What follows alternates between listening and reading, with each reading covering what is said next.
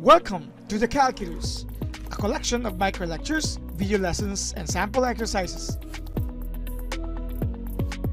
Let's compute the antiderivative of this given rational function using the chain rule.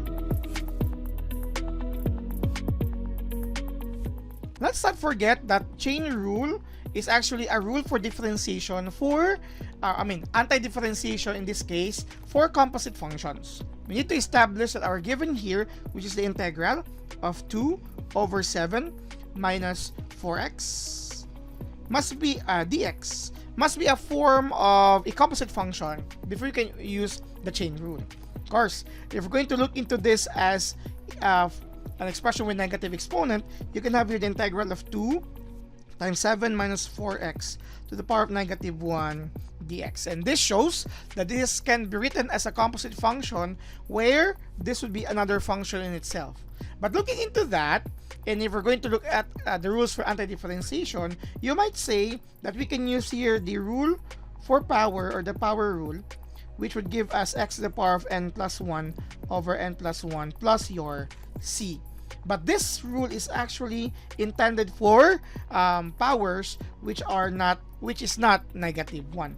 In this case, it is negative 1 here. So even if we can express this as a composite function with negative exponent, it can't guarantee to be solved using the power rule.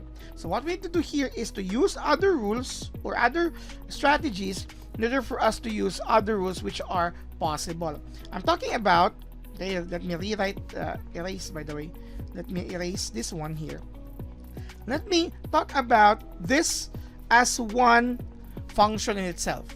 Okay, if we're going to treat that as one function, so you might have here the integral of 2 over a certain function, let's say, of course, you cannot use the substitution rule here, so let me look into that first. So if we're going to treat that as 1, you can actually use here the other rule that we're gonna look into this one here, which is actually the rule for logarithmic, or the logarithmic rule. It doesn't have logarithm, but we can use here the logarithmic rule, which tells us if we are going to have here the integral of 1 over x dx, where this is another function, so we're going to treat it as one function. So don't worry about the 2 earlier, because that can be removed as a constant, so it would actually look at what like 1 over x dx. So this is actually equivalent to the natural logarithm of your x plus c. But your x here is not just any x, it's another function. Hence, this is still an example of a composite function where, look into this, our f of g of x, the entire one, is of course 2 over 7 minus 4x. But your f of x here is actually 2 over x, but your g of x is another function, 7 minus 4x. And yes, this is still a composite function looking into this idea. So with that, we can now use here the chain rule. The chain rule tells us that if we have here the integral of a composite function, which we had earlier, we're able to establish that to be true here. Now for our chain rule, once we have that, we need to integrate here the first derivative of your function g of x before your dx.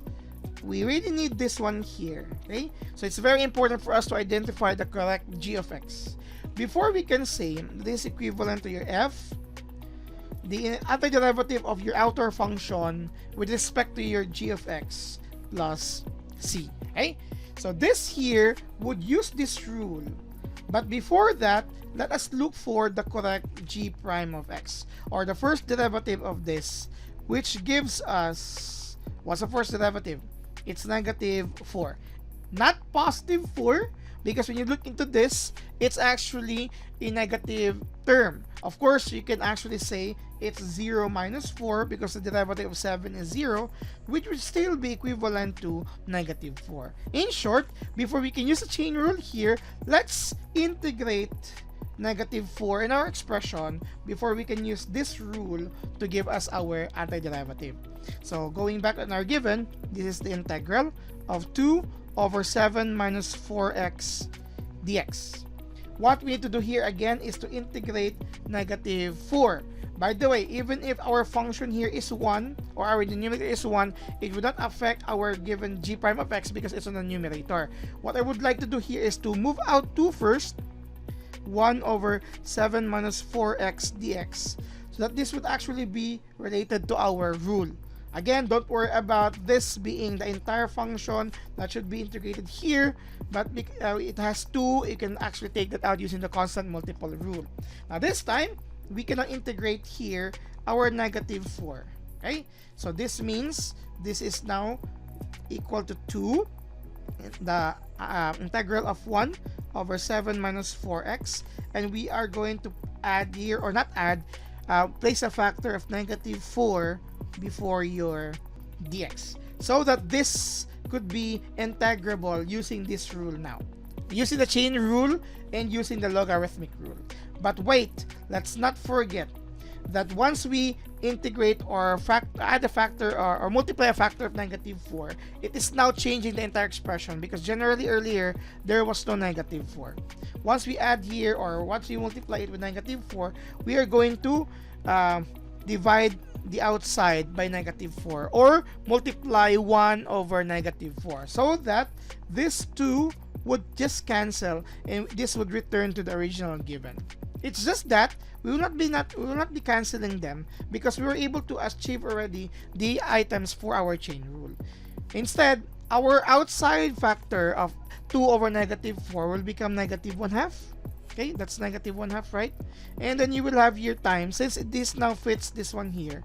Let's now get its antiderivative following this rule here, where our x is actually the entire expression 7 minus 4x. So this becomes natural logarithm of your 7 minus 4x plus c.